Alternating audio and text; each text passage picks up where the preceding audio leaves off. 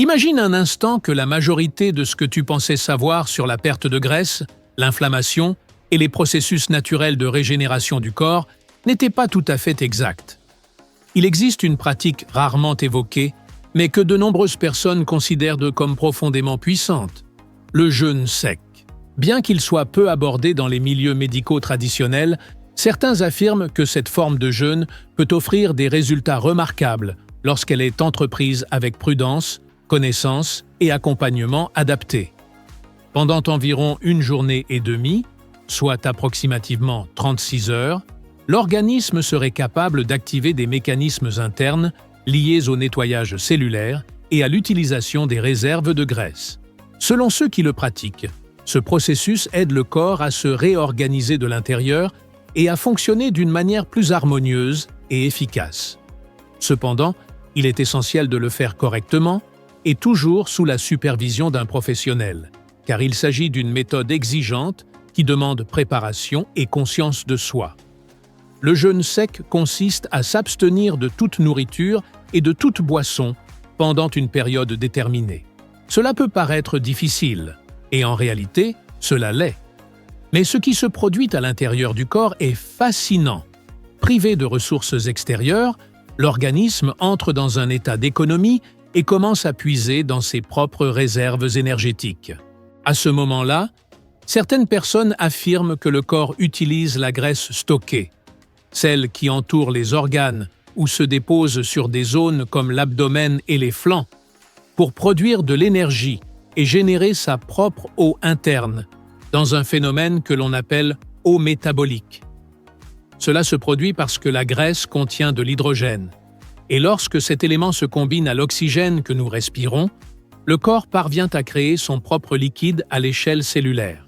Au lieu de se déshydrater totalement, l'organisme apprend à s'autoréguler et à s'hydrater à partir de ses propres ressources internes, dans une sorte d'équilibre biologique intelligent. Il existe différentes manières de pratiquer ce type de jeûne. L'une d'entre elles est appelée jeûne sec, doux, dans lequel on ne consomme pas d'aliments, mais où certaines conditions peuvent être légèrement assouplies selon l'interprétation ou les recommandations d'un guide expérimenté.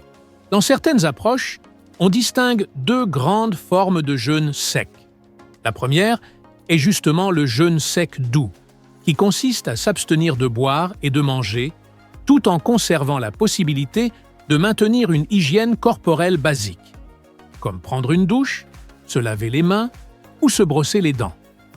Même si l'eau n'est pas absorbée directement, le simple contact de celle-ci avec la peau procure une sensation de fraîcheur et contribue à un bien-être extérieur subtil. La deuxième modalité est le jeûne sec strict, parfois appelé jeûne total. Dans cette forme plus rigoureuse, la personne ne consomme ni nourriture ni eau et évite également tout contact avec une source externe d'humidité. Elle ne se douche pas, ne se lave pas les mains et ne se brosse pas les dents durant toute la période de jeûne. C'est une pratique particulièrement exigeante, qui demande une grande préparation mentale et physique. Elle doit toujours être réalisée sous supervision appropriée et avec une parfaite compréhension de ses effets, car elle représente un effort considérable pour l'organisme. Dans cette présentation, nous allons nous concentrer davantage sur la version modérée, c'est-à-dire le jeûne sec doux. Cette approche est jugée plus sûre, puisqu'elle permet de conserver certaines habitudes d'hygiène essentielles, tout en offrant plusieurs des bienfaits attribués à la forme la plus stricte. Elle constitue ainsi une voie d'équilibre entre discipline et bienveillance envers le corps. Ce type de jeûne propose une perspective différente de la nutrition classique. Alors que la majorité des professionnels de santé estiment que l'absence d'eau peut présenter un risque pour le corps, d'autres approches suggèrent que l'organisme possède une intelligence naturelle, une sagesse biologique capable de s'autoréguler lorsque les conditions adéquates lui sont offertes. Selon cette vision, le corps disposerait d'un système interne d'équilibre, parfois appelé intelligence innée, qui se réactive lorsque les interférences extérieures diminuent et que le corps est autorisé à se reposer et à se régénérer. Dans cette optique, le jeûne sec serait une manière de stimuler cette autorégulation profonde. Certaines personnes expliquent qu'en pratiquant ce jeûne, les niveaux d'insuline, l'hormone liée au stockage des graisses, ont tendance à diminuer, ce qui permettrait de favoriser les processus de nettoyage et de renouvellement cellulaire connus sous le nom d'autophagie. Ce mécanisme naturel agit comme un système de recyclage interne, grâce auquel le corps élimine les composants cellulaires anciens ou détériorés pour en produire de nouveaux. Au cours de ce type de pratique, de nombreux adeptes affirment que l'organisme intensifie ses processus naturels de purification. D'après cette perspective, le jeûne sec pourrait même multiplier par 3 l'activité d'autophagie, permettant ainsi un renouvellement cellulaire plus profond et plus efficace. On rapporte également qu'il pourrait contribuer à réduire certains marqueurs d'inflammation, à apaiser les tissus internes et à soutenir la réorganisation du système immunitaire, offrant ainsi au corps une sorte de remise à neuf énergétique et métabolique. Bien que certains adeptes considèrent que ces effets sont uniques et difficiles à reproduire par d'autres méthodes, il est essentiel de garder à l'esprit qu'il s'agit avant tout de processus naturels du corps humain et que chaque personne réagit de manière différente selon son état de santé, son mode de vie et son niveau d'adaptation. C'est pourquoi cette pratique doit toujours être abordée avec prudence, connaissance et, dans la mesure du possible, sous la supervision d'un professionnel qualifié. Pour mieux comprendre ce qui se passe dans l'organisme pendant un jeûne sec d'environ 1 journée et demie, soit approximativement 36 heures, il est utile d'observer le déroulement du processus étape par étape. Le corps agit selon une logique biologique précise, et chaque phase possède une fonction bien définie dans ce cycle naturel. Durant les 6 premières heures environ, le système digestif termine de traiter les aliments consommés précédemment. La digestion mobilise une grande quantité d'énergie, car le sang et de nombreux autres éléments corporels se concentrent sur cette tâche essentielle. Une fois ce processus terminé, l'énergie qui servait auparavant à digérer est redirigée vers des fonctions internes de réparation, de nettoyage et de régénération. Ce phénomène est souvent appelé déviation énergétique, car l'attention du corps se déplace de la digestion vers la restauration cellulaire et le maintien des tissus. À ce stade initial, le taux d'insuline, l'hormone associée à la gestion du glucose, reste encore légèrement élevé, mais commence à diminuer progressivement. L'organisme utilise alors principalement le glucose stocké dans le foie et dans les muscles, une réserve appelée glycogène. Lorsque ces réserves commencent à s'épuiser, le corps libère une partie de l'eau liée aux molécules de glycogène, un phénomène naturel qui contribue à maintenir une certaine hydratation interne. Ce mécanisme marque le début de la transition vers une autre source d'énergie, davantage fondée sur les réserves internes de l'organisme. Au cours des premières heures du jeûne sec, le corps entame un processus naturel de purification et d'ajustement. Durant cette phase initiale, l'organisme libère l'excès d'eau et de sodium accumulé dans les tissus, ce qui peut parfois se manifester par une légère diminution du poids corporel visible. Cependant, il est important de comprendre qu'il ne s'agit pas d'une déshydratation dangereuse, mais plutôt d'une étape d'équilibre et de nettoyage intérieur. Le corps cherche ainsi à harmoniser ses niveaux de liquides et de minéraux pour fonctionner de manière plus stable et efficace. Entre la 6e et la 12e heure, d'autres transformations intéressantes se manifestent à l'intérieur de l'organisme. Les niveaux d'insuline diminuent de façon plus marquée, ce qui permet aux réserves de graisse de devenir progressivement accessibles comme source d'énergie. Aux alentours de la 8e à la 10e heure, la digestion des derniers aliments consommés est complètement achevée, et le foie commence alors à utiliser le glucose encore stocké sous forme de glycogène. À partir de ce moment, le corps effectue une véritable transition énergétique.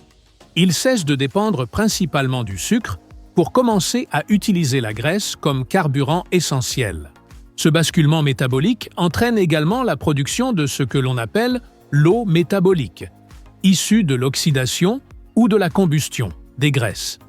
En d'autres termes, lorsque l'organisme transforme la graisse en énergie, il est capable de générer en interne une quantité modérée d'eau, participant ainsi au maintien de l'équilibre cellulaire et de l'hydratation interne. Lorsque cette étape se produit, de nombreuses personnes affirment ressentir une clarté mentale accrue ainsi qu'une concentration plus stable.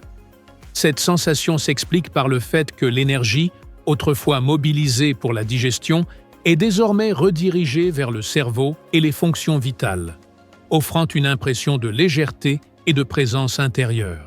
Entre la 12e et la 16e heure environ, l'organisme renforce encore ce changement métabolique et commence à produire des corps cétoniques, ou cétones, des molécules dérivées des acides gras, qui servent de source d'énergie efficace et durable. Ainsi, tandis que les muscles et d'autres tissus utilisent directement les acides gras comme carburant, le cerveau reçoit une énergie plus constante et claire grâce aux cétones. Ce phénomène est souvent décrit par les pratiquants comme un état de lucidité accrue, de sérénité et d'équilibre mental profond. À mesure que l'on avance dans cette phase du jeûne sec, beaucoup rapportent une sensation d'allègement corporel, une concentration mentale amplifiée et même une humeur plus stable et positive. Ce phénomène s'explique par la stabilité énergétique atteinte lorsque le corps commence à dépendre principalement des graisses comme principale source de carburant. À ce stade, les niveaux d'insuline se maintiennent à des valeurs très basses, ce qui permet à l'organisme d'accéder plus facilement à ses réserves internes de graisse.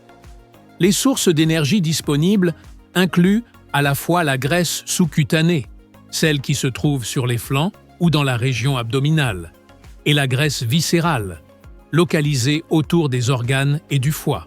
Lorsqu'il est mené de manière consciente et responsable, ce processus représente une phase plus profonde du métabolisme lipidique, au cours de laquelle le corps apprend à se nourrir de ses propres ressources tout en maintenant une stabilité interne remarquable. Entre la 16e et la 20e heure de jeûne, on pense que se produit un moment de forte activité des mécanismes naturels de renouvellement cellulaire, appelé autophagie. Durant cette phase, le corps commence à repérer et à décomposer les composants cellulaires anciens ou altérés, tels que les protéines défectueuses, les mitochondries endommagées ou encore les résidus issus du métabolisme cellulaire. Ce processus représente une forme de recyclage biologique, au cours duquel l'organisme réutilise certaines matières anciennes pour nourrir sa propre régénération. On peut se représenter ce phénomène à travers une image simple, celle d'un réfrigérateur rempli d'aliments. Chaque produit possède une date de péremption. Si l'on ajoute sans cesse de nouveaux aliments sans retirer les anciens, le réfrigérateur finit par devenir désordonné et peu sain. Il en va de même pour le corps humain. Si les éléments cellulaires ayant déjà accompli leur fonction ne sont pas éliminés, l'environnement interne risque de se déséquilibrer. C'est précisément là que l'autophagie intervient, agissant comme un système de nettoyage naturel du corps. Elle permet de maintenir un équilibre interne et de préserver la vitalité des tissus.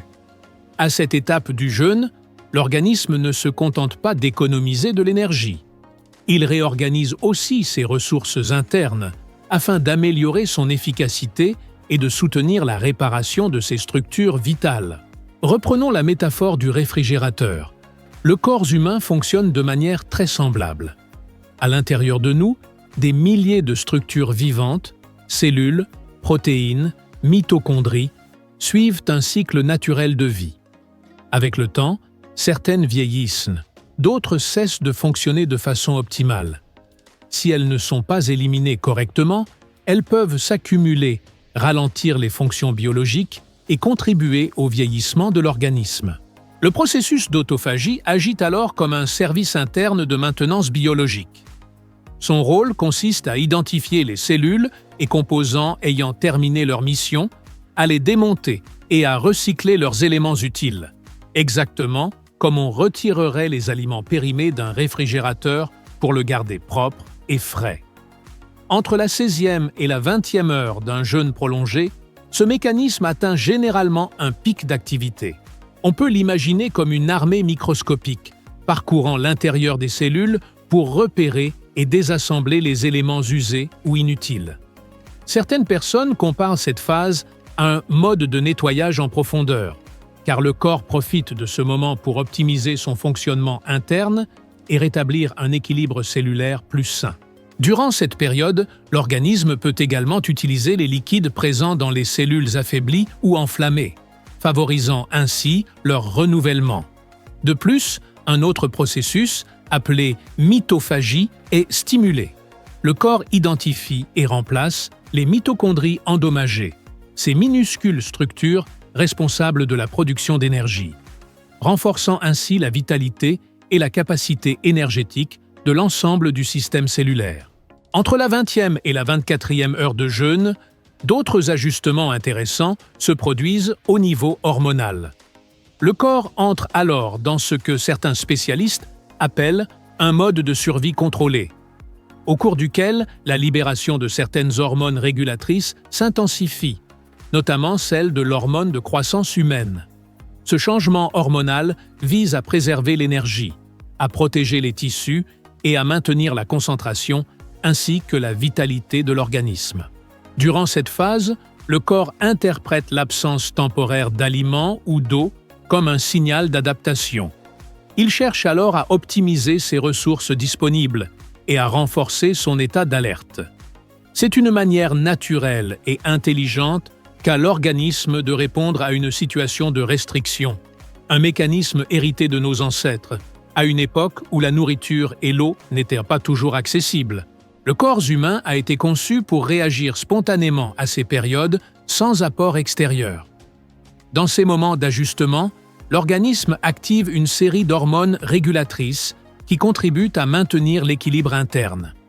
Parmi elles se trouve le glucagon, une hormone qui favorise la libération des réserves de graisse afin qu'elles soient utilisées comme source d'énergie. Le cortisol intervient également, souvent appelé hormone du stress.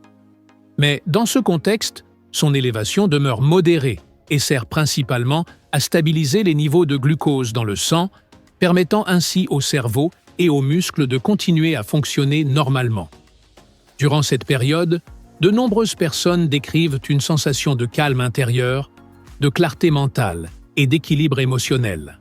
Les corps cétoniques produits à ce stade fournissent une énergie constante au cerveau et agissent un peu comme un régulateur naturel de l'humeur, procurant une impression de lucidité et de sérénité. Lorsque le jeûne sec atteint environ 24 heures, des effets plus tangibles commencent à apparaître au niveau du système digestif. On estime que la muqueuse intestinale entame alors un processus de réparation et de renforcement de sa structure, contribuant à maintenir l'intégrité de la barrière intestinale. Parallèlement, l'activité des cellules souches intestinales est stimulée, favorisant la régénération du tissu digestif et soutenant la restauration naturelle de l'intestin. L'équilibre du microbiote intestinal, c'est-à-dire la communauté de bactéries qui vivent dans l'intestin, se réorganise également. Les bactéries dépendantes du sucre et de l'eau voient leur présence diminuer, tandis que les espèces bénéfiques se renforcent et s'adaptent à ce nouvel environnement interne. Ce réajustement crée un milieu intestinal plus stable, plus équilibré et favorable à la santé digestive. En parallèle, il a été observé que certains marqueurs d'inflammation, tels que la protéine C-réactive ou l'interleukine 6, tendent à diminuer au cours de cette phase, témoignant d'un processus naturel d'ajustement et d'harmonisation interne du corps. Entre la 26e et la 30e heure de jeûne, le corps entre dans une phase où la combustion des graisses s'intensifie de manière significative. À ce stade, le métabolisme s'est entièrement adapté à l'utilisation des graisses corporelles, comme principale source d'énergie, mais également comme moyen de production d'eau interne.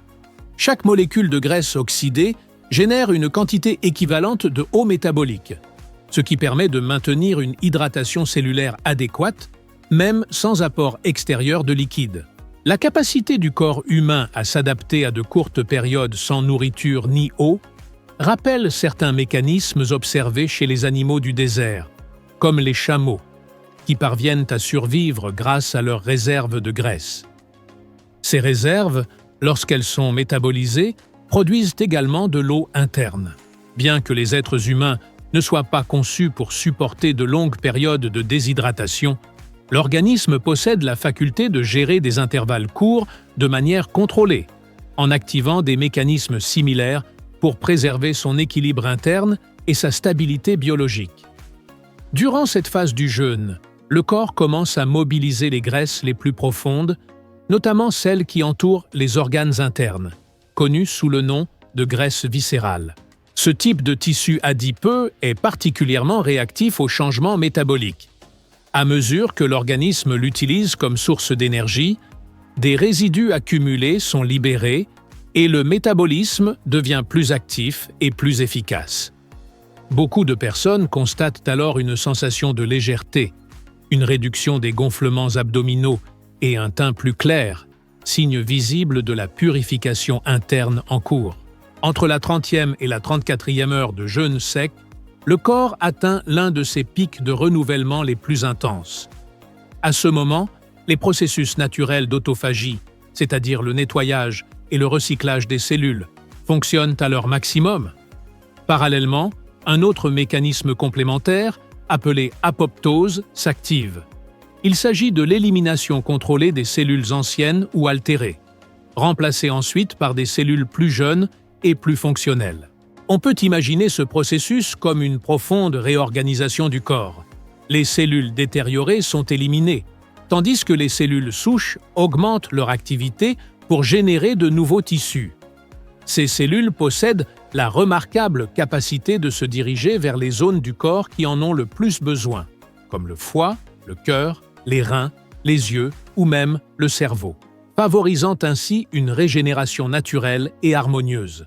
Bien que ce phénomène puisse sembler presque incroyable, il s'agit en réalité d'un processus biologique bien documenté. Le corps élimine continuellement ce dont il n'a plus besoin et crée de nouvelles structures afin de préserver son bon fonctionnement. À ce stade du jeûne, de nombreuses personnes décrivent une sensation d'équilibre, de clarté mentale et de bien-être général, comme si le corps et l'esprit se réalignaient dans un état de calme et de vitalité renouvelée. Parallèlement, des changements notables se produisent dans les niveaux de dopamine, le neurotransmetteur associé à la motivation, au plaisir et au sentiment de récompense. Dans la vie quotidienne moderne, nous sommes constamment exposés à des stimuli qui provoquent des pics de dopamine. La consommation fréquente de sucre, les aliments ultra transformés ou encore la stimulation numérique continue. Cet excès permanent peut réduire la sensibilité des récepteurs cérébraux, entraînant le besoin de chercher sans cesse davantage de stimuli pour ressentir le même niveau de satisfaction. Durant cette phase du jeûne, la diminution de ces stimuli externes offre au cerveau une occasion précieuse de rétablir sa sensibilité dopaminergique, notamment au niveau des récepteurs dits D2, qui jouent un rôle essentiel dans la régulation du plaisir et de la motivation.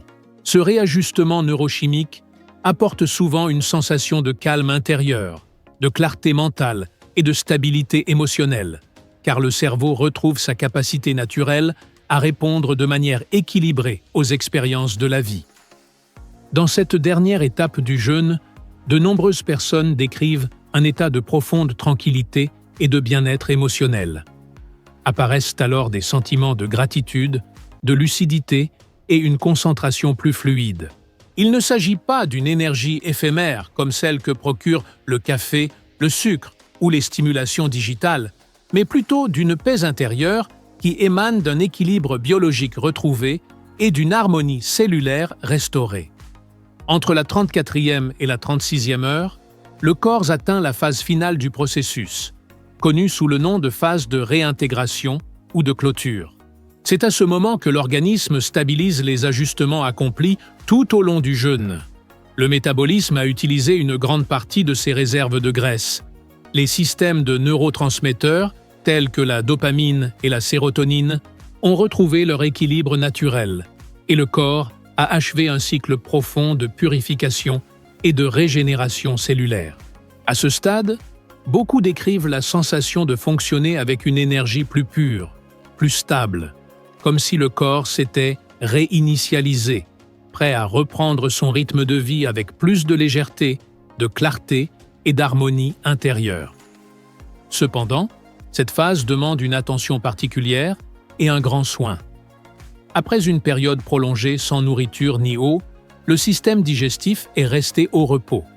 Il est donc essentiel de rompre le jeûne de manière progressive, douce et consciente. Il est recommandé de commencer avec des aliments faciles à digérer et riches en nutriments, tels qu'un bouillon léger, des aliments contenant des minéraux essentiels ou encore des œufs brouillés accompagnés d'un avocat bien mûr. La réintroduction des aliments doit se faire lentement afin de permettre au système digestif de se réactiver de façon naturelle et harmonieuse. Un jeûne sec d'environ 36 heures peut être considéré comme une expérience à la fois intense et profondément transformatrice, mais il doit être entrepris avec prudence, préparation et connaissance. Avant d'essayer une démarche aussi exigeante, il est conseillé d'avoir déjà pratiqué des versions plus courtes, par exemple de 12 ou de 16 heures, et, si possible, de le faire sous la supervision d'un professionnel de la santé ou d'un spécialiste en nutrition. La préparation joue également un rôle essentiel. Dans les 2 ou 3 jours précédant le jeûne, il est judicieux de bien s'hydrater, de consommer des aliments riches en minéraux et de réduire progressivement l'apport en glucides, afin que le corps s'adapte plus facilement à la transition métabolique. Pendant le jeûne, il est préférable d'éviter les exercices physiques intenses ou les activités demandant un effort excessif. Une marche douce ou un mouvement léger suffisent pour entretenir la vitalité sans générer de stress supplémentaire. Enfin, il est important de garder à l'esprit une idée essentielle. Le jeûne sec n'est pas un mode de vie, mais un outil ponctuel et précis. Il peut être perçu comme un instrument de régulation, de purification ou de recentrage, une pratique qui s'utilise avec discernement et délicatesse, davantage comparable à un scalpel qu'à un marteau. Avant de répondre à certaines des questions les plus fréquentes à propos du jeûne sec, il est important de partager quelques conseils et ressources utiles afin de comprendre comment pratiquer cette méthode de manière consciente, sûre et équilibrée. Tout d'abord, si tu as déjà fourni beaucoup d'efforts pour améliorer ta santé, ton énergie ou ta composition corporelle sans obtenir les résultats espérés, cela ne signifie pas que ton corps soit abîmé. Souvent, il a simplement besoin d'un réajustement métabolique et d'une meilleure compréhension de la façon dont fonctionne son énergie interne. Il existe différentes stratégies d'alimentation, de repos et de jeûne qui peuvent t'aider à rééquilibrer les hormones et à optimiser le métabolisme. Cependant, elles doivent toujours être appliquées de manière responsable, avec accompagnement et sans jamais mettre en danger ton bien-être. Rappelle-toi qu'il n'existe ni solution miracle, ni protocoles universels. Chaque organisme est unique. Le plus sage est donc d'écouter les signaux de ton propre corps et, si possible, de te faire accompagner par un professionnel de santé capable d'adapter les stratégies à tes besoins personnels. Question fréquente. Puis-je consommer du café noir ou des infusions pendant un jeûne sec? Non. Dans un jeûne sec strict, on ne consomme aucun liquide, quelle qu'en soit la nature. Si tu ajoutes du café ou du thé, il s'agit alors d'un jeûne hydrique, et non d'un jeûne sec. Ainsi, si ton intention est de vivre l'expérience authentique du jeûne sec, il est essentiel d'éviter toute boisson pendant la durée prévue. À quelle fréquence peut-on pratiquer un jeûne sec de 36 heures sans affecter les reins ni les électrolytes? Ce type de jeûne ne doit pas être effectué de manière régulière. En général, il est recommandé de le pratiquer très occasionnellement, 1 fois par an ou au maximum 2 à 3 fois par an, toujours dans le respect des règles de sécurité et sous supervision professionnelle. La préparation avant le jeûne, une bonne hydratation préalable et une phase de récupération adaptée sont aussi importantes que le jeûne lui-même. Perdons de la masse musculaire pendant un jeûne sec? Dans des conditions normales, le corps tend à préserver sa masse musculaire et à utiliser d'abord les réserves de graisse comme source d'énergie. Il peut y avoir une légère diminution du volume musculaire liée à la perte d'eau, mais pas nécessairement une perte réelle de tissu musculaire. L'organisme active également certains mécanismes hormonaux, notamment une augmentation de l'hormone de croissance, qui contribue à protéger les muscles tout en utilisant les réserves lipidiques pour produire de l'énergie. Enfin, il faut toujours se rappeler que le jeûne sec n'est pas une routine à répéter fréquemment, mais un outil ponctuel à utiliser avec discernement et responsabilité. Le but n'est pas de contraindre le corps, mais de l'aider à retrouver son équilibre intérieur. Lorsqu'il est réalisé avec conscience, une préparation adéquate et dans le respect des limites naturelles de l'organisme, il peut devenir une expérience précieuse d'autoconnaissance et de bien-être profond. Il n'y a pas lieu de s'inquiéter si, au cours du jeûne, tu ressens quelques sensations légères, comme une baisse d'énergie passagère ou une légère fatigue, mais il est important de rester attentif à certains signes. Si à un moment tu te sens étourdi, faible ou que ton esprit devient confus, la décision la plus sage est d'interrompre immédiatement le jeûne, de bien t'hydrater et de te reposer. Même si la majorité des personnes ne ressentent aucun malaise particulier, chaque organisme réagit différemment. C'est pourquoi la priorité doit toujours être donnée à la sécurité et au respect du corps. Tu pourras reprendre l'expérience plus tard, lorsque tu te sentiras mieux préparé et que tu auras suivi une phase de préparation plus progressive. Une autre question fréquente concerne la possibilité de consommer des électrolytes ou des suppléments pendant un jeûne sec. La réponse est non. Ce type de jeûne implique une abstinence totale de nourriture et de liquides, y compris des boissons enrichies en minéraux ou des compléments hydrosolubles. Si tu décides d'y ajouter des électrolytes ou des infusions, il ne s'agira plus d'un jeûne sec, mais d'une forme de jeûne différente, plus souple. Considération particulière pour les femmes. Dans le cas des femmes, certaines précautions supplémentaires sont à prendre en compte. Si ton cycle menstruel est encore actif, la période la moins recommandée pour pratiquer tout type de jeûne est la semaine précédant les règles, car le corps est alors plus sensible et demande davantage d'énergie et de nutriments. Le moment le plus favorable pour tenter un jeûne, si tu le souhaites, se situe généralement pendant les premiers jours du cycle, c'est-à-dire au début des menstruations, lorsque les niveaux hormonaux sont plus stables et l'équilibre interne plus constant. Quant aux femmes en période de ménopause, n'ayant plus de cycle mensuel, il est préférable de planifier la pratique avec l'aide d'un spécialiste, surtout si elles traversent des phases de stress ou des variations hormonales importantes. Un accompagnement professionnel permet d'adapter la durée, la fréquence et le type de jeûne aux besoins spécifiques de chaque femme afin de préserver l'équilibre global et le bien-être. En résumé, le jeûne sec d'une durée d'environ 36 heures est considéré comme une pratique avancée, susceptible de provoquer des sensations intenses et profondes. Il ne convient donc pas à tout le monde et doit être abordé avec prudence.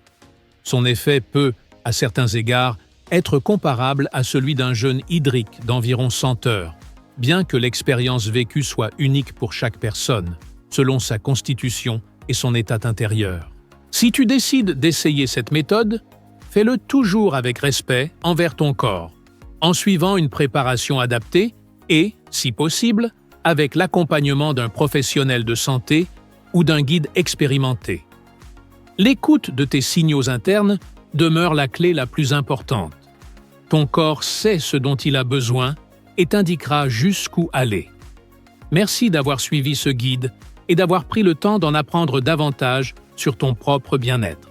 Dans la prochaine leçon, nous approfondirons des stratégies simples permettant de soutenir la combustion des graisses et d'améliorer la santé métabolique de manière naturelle, durable et équilibrée.